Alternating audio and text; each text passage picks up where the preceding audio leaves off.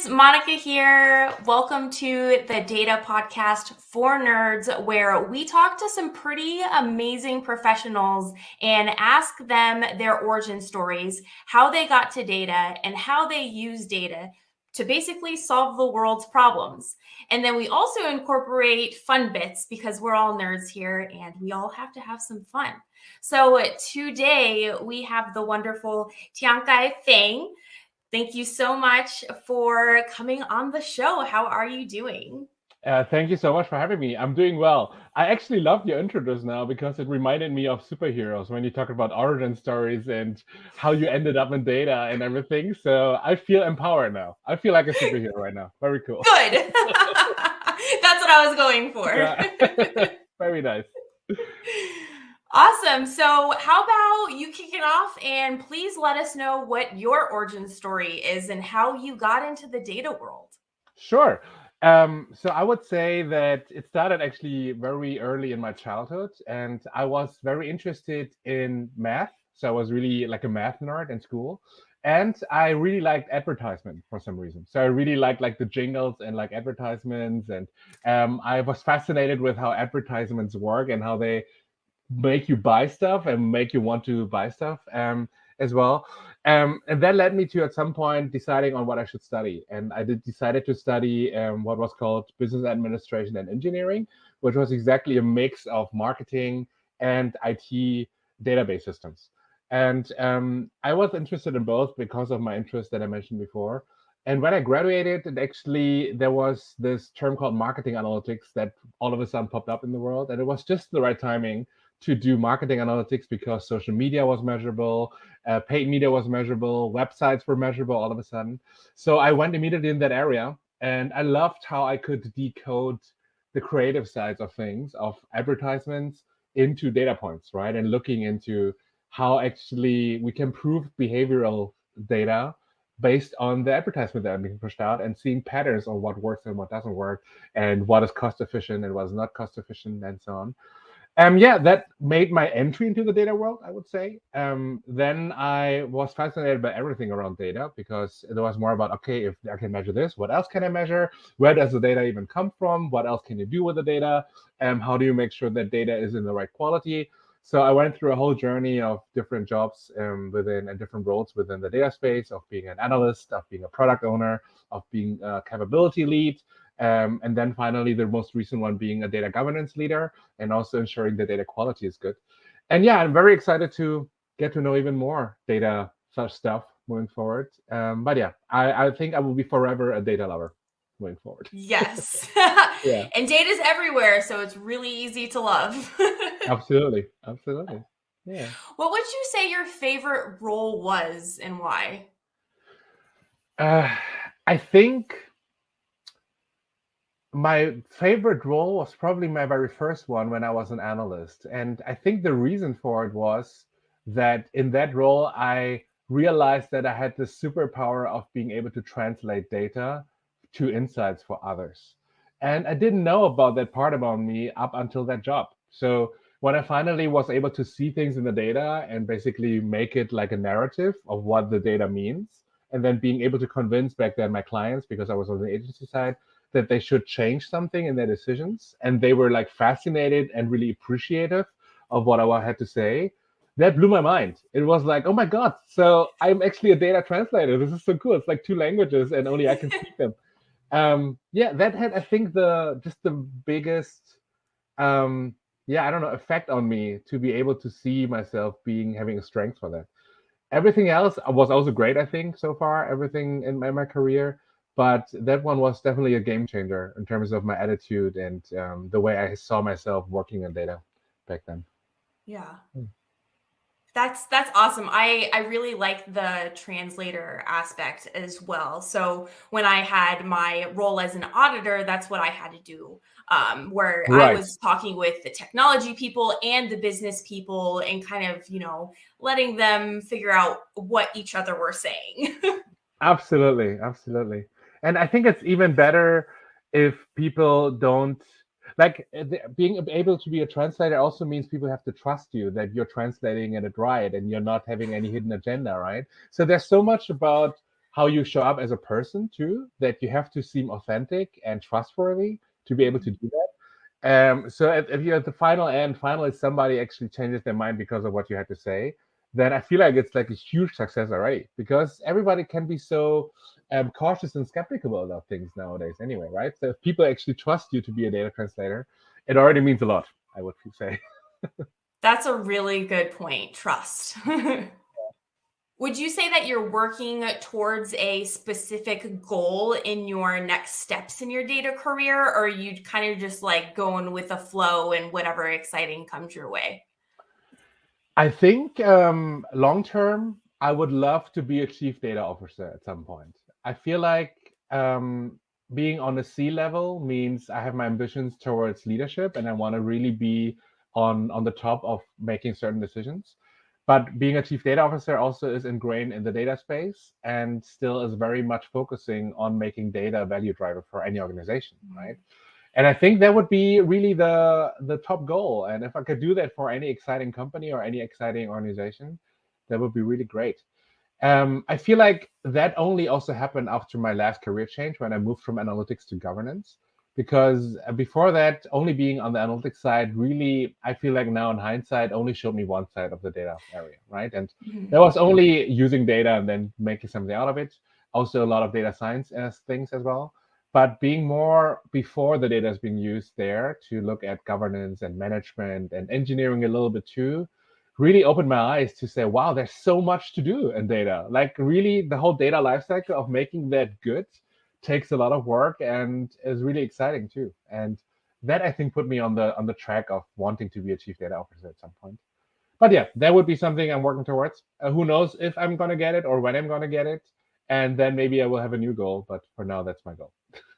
I love that goal. I see you as being such a strong leader because you have such a great presence and inspirational vibe about you Thank that you. Thank you you so much. can just, like tell your stories and share data with others and inspire them to use data to make Yeah. changes. So I, you're going to get there. I hope Thanks so much. so. By the way, interestingly, I just had a conversation the other day about how I seem like a very positive and cheerful person, but how it feels like the top leaders always seem so serious and unapproachable, and how I make that work for myself. And I found that a really interesting comment that I haven't thought a lot about.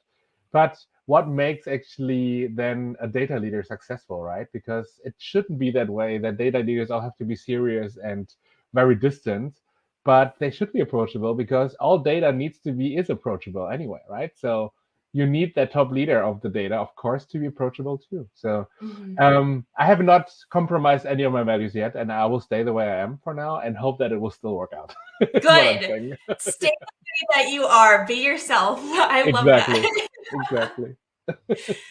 So, as you kind of transition more into that leadership and high role, how do you feel about being so?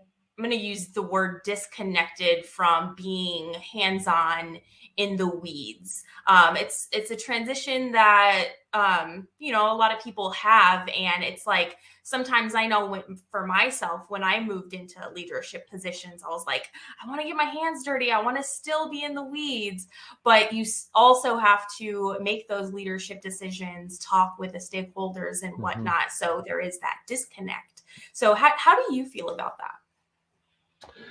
Well, I think that the main responsibility of being a people leader is, of course, the leadership part, and that means it's not really hands-on. But I always feel like to be able to be a good people leader, you need to understand what the people are doing and represent them in the best way. And to represent them, you need to understand what they're actually doing hands-on sometimes, right? But I Yes. feel like, I mean, that's at least my way of approaching it. I'm selective about what I know and what I don't know at any time. And I would say if I feel like I'm a little bit too disconnected with something, I'm just going to spend some time with a few team members and try to understand what they're currently working on and how I can help them, right? And as long as it doesn't feel like I'm checking in on them and just micromanaging what they're doing, and it's more about me understanding so I can represent them, the good intentions are there. I feel like if people usually are very motivated to show the great work that they're doing to leaders if there's on the other side an understanding and the great motivation to really represent it better. And that worked for me as well. So I do think there's not enough hands-on anymore for sure, but I enjoy the people part so much actually that sometimes I don't miss the hands-on part too much anymore. So I'm enjoying though the hands-on interactions that I might have on some topics, but mostly convincing people, working with people, collaborating with stakeholders and with the team members. That's really what the part that I enjoy most. That's great. No, and you make an awesome point in that there are some leaders that don't quite understand the details that go into the work of, say, an analyst or an engineer. So when they get requests, they're just like, oh, yeah, sure. Exactly. But if you had an understanding of the details and the work that it takes to get that stuff done, then there would be a more representation of that and say, you know, it's not as realistic. Let's set our expectations and timelines, and you'll have a better conversation and be able to set your team up for success that way. So understanding is a very critical skill for leadership. Absolutely. And I do think also within a team, there should be really just an honest conversation about what kind of leadership the team needs, right? Because not everybody leads the same type of leadership. And there should be just a very open agreement on how this should work best. And this is also how I did when I took over a team, to really ask everybody in one-on-ones of what the kind of leadership they appreciate. How do we want to make sure that I understand enough, and how you can feel I'm still empowered to do enough of what you're doing, and what is my role for you to play, and so these kind of things. So you can then act accordingly, right? But I think just not talking about it will become a thing where everybody gets more and more frustrated, and at some point it might explode. And that's something nobody wants, right? Yeah. That's a good point. No explosions, please. Nice. So for our fun bits, if you don't already know, Tiankai is a data maestro. Ever since he was, elementary school, you just mentioned that's where your musician really started. So tell us a little bit about that and that story about how you became a data maestro. Sure. I mean, so I always say that my music journey started much earlier than my data journey, actually, because my dad sent me to piano school when I was 5. And that was because he had a dream of becoming a pianist, but he never could realize it. So he put it on me, basically, tried to realize his dream. Not very healthy, I would say, but I hated playing piano until I was 10. And I remember when I was very seriously telling my parents that I don't want to learn piano anymore. It's really boring and it's a lot of work, and that's not really fun for me. And my mother went to the sheet music store and bought me pop piano sheet music. So that was like basically Backstreet Boys, and it was like Spice Girls and all these things that were pop music at that time. And once I played that, I realized that actually I can play anything. It doesn't have to be only the Mozarts and the Beethovens of the world. It can be also anything as long as I have the sheet music. So I really started enjoying all of a sudden playing piano again. And then everything followed. So I explored new genres. I was part of the jazz band in middle school and high school. I started writing songs when I was 15. I played bar piano while during my studies to earn my rent, and that was my side hustle next to my studies, basically. So everything, basically, just music became a big part of my life. After university graduation, I was kind of a little bit more down low with my music stuff, and I was focusing more on my career and really just driving my data work forward. And I think it wasn't until 2019 when I started combining my music side with my data side. And when I think about what actually drove me to do it, it's, I think, surprising to most people. But for me, it came from a place of dissatisfaction and urgency. So it was really that feeling of data analytics is so misunderstood, and it's kept on being deprioritized in certain areas, that I need to do something about it. And so I started writing this rap song around analytics and named it the Digital Analytics Anthem. And the whole point was to use like pop culture analogies to make data analytics more badass and like kind of just really a cool thing in the world. And I didn't know that it would be such a hit in the data community. So it was really just overnight. Everybody knew me as the data musician. And I kept just doing it. And a few years later, I started my governance journey and I wrote this governance of data song that really catapulted me into like this whole data governance space. And yeah, I'm really grateful that all of this somehow works and that I can use my musical, very personal artist side to enrich my professional side too. Um, and yeah, that so many people are welcoming it, and so many people feel represented in a different way as well, based on what I'm doing. So yeah, I do love that you call me a data maestro. So that is a great name, and I'm proudly wearing it from now on. I love it. Yeah. You should get Yeah. a name badge. Yes. I think that'll be a good one. Yeah. That's so awesome that I've been talking to a few guests and potential guests about your childhood dreams and aspirations and you growing up and being so serious and getting your job. But then somehow your childhood comes back and then you somehow just magically find this like combination of the two and it's magical. Yeah. It's so great. And sometimes I can't believe that I'm able to talk about it in a professional context. It just feels surreal. Mhm. And sometimes I'm getting invited to conferences where people ask for a live performance of a data song.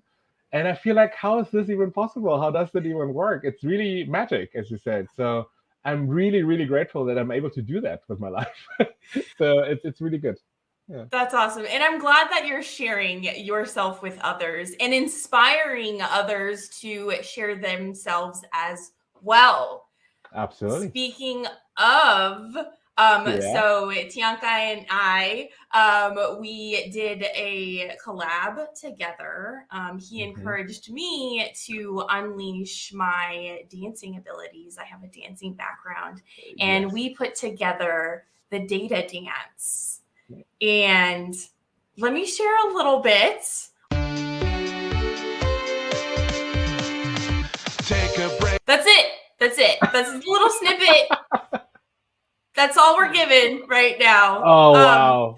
I think wow. Okay, that's the most anxious snippet I've ever seen from me. Right? The Yeah. anticipation. It's, Yes. I mean, we're Absolutely. all about, it's like the comic book anticipation, right? Yeah. Yeah. This Absolutely. video is available on both of our YouTube channels. Hmm. So go ahead and check it out. And when you do, please let us know if you liked it and also if you would be interested in helping create version 2. Awesome. I could even say, and this is just an idea I just had, but if we could organize a flash mob all over the world doing the data dance, wouldn't that be amazing? That would be beyond amazing. Let's do it. I hope y'all let us know and are interested and inspired to do so. All right. So, to continue on with the Data Maestro fun bits, let us know, how do you believe being a musician helps you be a better data leader? Yeah, very good question. I would say that first of all, there's parallels between music and data, and it's not really, I think, obvious to everyone. But if you think about music, you have only a defined amount of notes, right? And notes are basically physically seen frequencies of different sound waves, right? Um, but depending on the instrument you're playing or depending on what voice you have, it sounds different with different tonalities and the way how you put them all together, like making notes into chords or making chords into harmonies, it's all about how you mix and match them and then create art out of it, right? And this is how any piece of music is being created. In the same way, this is how data works, right? You have a limited amount of data points normally. You have a freedom maybe on how you put the structure together or a data model. And then you mix and match it to either tell the right stories or support the right business functions with the right value. But if you think about it, you could also see it as art, right? The way how you put the data points together and how you make everything work together perfectly as the nice machine that produces insights or that produces higher data quality, that is, you could see it as an art form. And this is where I would say working in data can be creative too. And me being a musician made me realize that as well, that I could be creative about working with data as well. And I usually keep on pushing my team or the people around me or myself just to think if things could be done in a different way, or things could be just done in a much more efficient way, or these kind of things. And the other side is making music itself, right? And you either can make music individually as a solo artist, but what's much more exciting for me is making music together with others, and when you're a band, for example. And a lot about playing in a band is really about listening to each other and then acting accordingly and not just doing your own thing and ignoring everybody else. And that I think taught me a lot about teamwork and a lot about collaboration too, because it's about using each other's strength and giving each other like the spotlight sometimes as well to be in the front, let's say, and making sure that everything together works the best and not just your part works the best. Because in the end, what counts is that the outcome of everyone together working. So yeah, I think those are the two sides that I think make me a better data leader, basically. And being a musician really helps on that note. Amazing.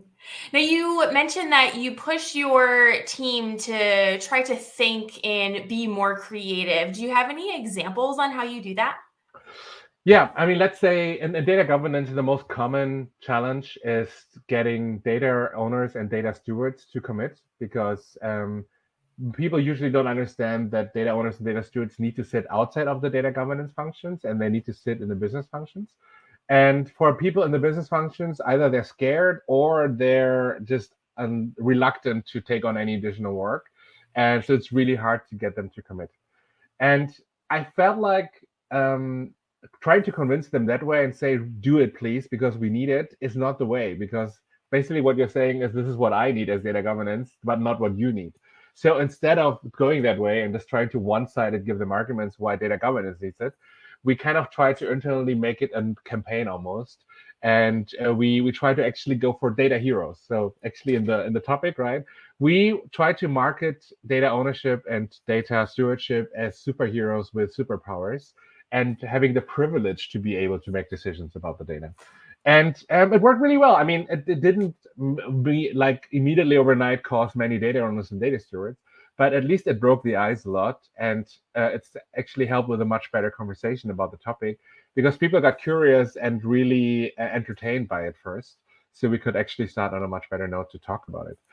So yeah, I think this is what I mean, right? If things don't go in a way that you want to, maybe you have to overthink the whole thing itself and then communicate in a complete different way or do things in a completely different way. And then it might work in a much better way. I love the topic of the superheroes. Like, did you have different personas of Yeah. the superheroes? And okay, It I was the need whole to thing. learn I more mean, about that. yeah, we did like a whole small campaign internally to motivate it. Yeah, it went quite, I mean, not like huge amounts of effort in there, but it definitely took some brain power to think it through and what Mhm. the story is. It's funny because when you get creative and you finally open up the door of creativity, then it doesn't stop. And you just get more and more intrigued into this whole data superhero storyline. And you create a whole like cinematic universe almost like Marvel did Yeah, it of it. So we had exactly. to stop it at some point. We were like, okay, no. So this is the main point of the story. We're just gonna cut it here. It cannot be more than a 5 minute video. Just let's finish it here. So yeah, That's pretty sure. hilarious. Yeah, I know. I would get real deep into it and start like formulating costumes and yeah, then exactly. what other creative tips from the outside do you bring into your work setting that helps you stay motivated? Well, I mean, I would say one thing about me, and that's not only creativity related, but more about how I'm staying so positive every day, is that being an optimist and being a positive person actually takes a lot of practice, is what I would say. And that means that for me, for example, I look into my calendar every morning and I consciously decide what I'm looking forward to every day, right? So, like certain meetings I do enjoy much more than others. And I tell myself what I'm getting out of these meetings and what I'm really looking forward to when joining these kind of meetings, or maybe work or finishing a certain project even, and what kind of feeling that will give me. And this is what motivates me then throughout the day, right? Basically, every bad thing that's going to happen, at least there's the good thing that I'm looking forward to that's going to happen that day. And this is how I'm keeping myself balanced. But being able to be then positive also means being more open to new ideas and being more open to be creative too, right? Because usually if you're in a really bad space mentally, then all the creativity shuts down and you're just focusing on the problems. But because I'm trying to keep myself positive and open-minded, this is how I then keep that creativity muscle almost always practiced every day. And I'm going to apply that wherever I can. I think also a lot about is just when you talk about things, consciously making that conversation a conversation about ideas and not only about problems, but solving problems. This is where creativity comes from, right? Then you're actually practicing already while talking about how to solve a problem, about thinking about solutions and different ways of solving. So yeah, this is what I would say I'm doing most when it comes to creativity. I love that. That's one of the best tips that I've learned throughout my career as well is don't come to the table with a problem, bring also a solution because, Exactly. you know, you could just get on your soapbox and complain the whole time, but what are you going to do about it, right? So when you Exactly. bring that solution also with you, or at least suggestions of the solution, then you can start getting like a brainstorming session and come to a better plan. Absolutely. Yep. Yeah. Awesome. So to continue on with these tips and such, a question that I like to ask everyone is how you like to learn new things, whether that's something that is in the data industry or just a different hobby or whatnot. I would say generally that I'm a curious person. And actually, for me, the biggest challenge is not to get hung up too deep into new things I do want to learn, but rather actually being selective of where I want to go deeper and where I just know enough on the surface to, for now, it's okay, basically.